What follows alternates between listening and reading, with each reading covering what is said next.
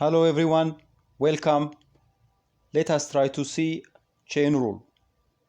Chain rule is one of the main subtopic under derivatives when two or more functions are composed each other. In case of composition of function, we can apply chain rule to derivative. But first of all, let us see combined function instead of composed combined function. Functions can be combined by either of the four mathematical operations. So this time, there are different methods for each operation. But for addition and subtraction,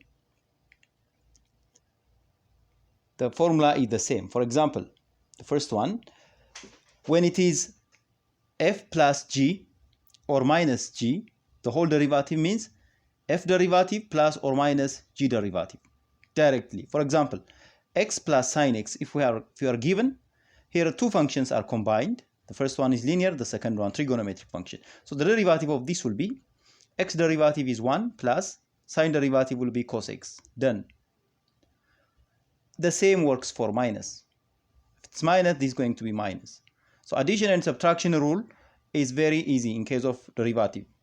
The second one is product rule. When two functions are combined by multiplication operation, that means f times g, the whole derivative means f derivative g plus f times g derivative, just plus. For example, the same function, let's take x sine x. If we take, these are two functions combined by multiplication operation, what to do? X derivative sine x plus x times sine x derivative, we will do sine x derivative. So it's going to be x derivative is 1, so 1 times sine x will be just sine x, plus sine x derivative is cos x, so x cos x will be the final answer in case of product rule. The third one is quotient rule. If it is f over g, the whole derivative, it will be f derivative g minus f g derivative, the whole g square over g square. Again, let us take example, the same example what we did. If the function is given to you, sine x over x, the whole derivative, you can do sine x derivative times x minus sine x times x derivative. Okay, we can use the lower part to use the space properly and to make it clear. So we can do sine x derivative times x minus sine x times x derivative, the whole over x square we can do. So what does this mean? When we complete it, it's going to be x cos x, because sine x derivative is cos x, and I brought x at a coefficient here because we may be mixed. You may mix with the x with the value of cosine here. So minus x derivative is 1, so it's simply sine x over x square will be the result. So this is all about combination of function. But if two or more functions are composed instead of combined, the rule says, as you see here, the formula, what does it say? The derivative of capital F. Capital F is a composition of two functions. There are two small letter f times g. I mean f of g of x. So the derivative will be the outer derivative of as it is times the inner derivative. So let us see example, and the example will clarify much better.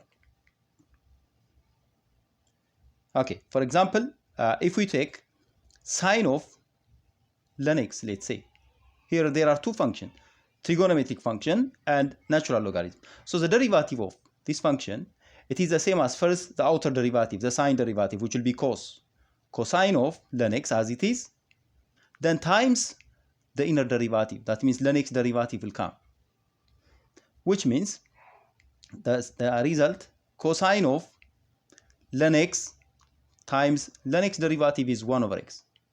So when we simplify and write it, the answer is going to be cosine of ln x the whole over x. Just this will be the answer. This one is when the two functions are composed. The composition might be more than two functions. Let's say the second example,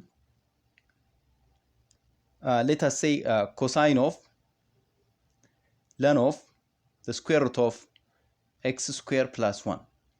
Let's take this function.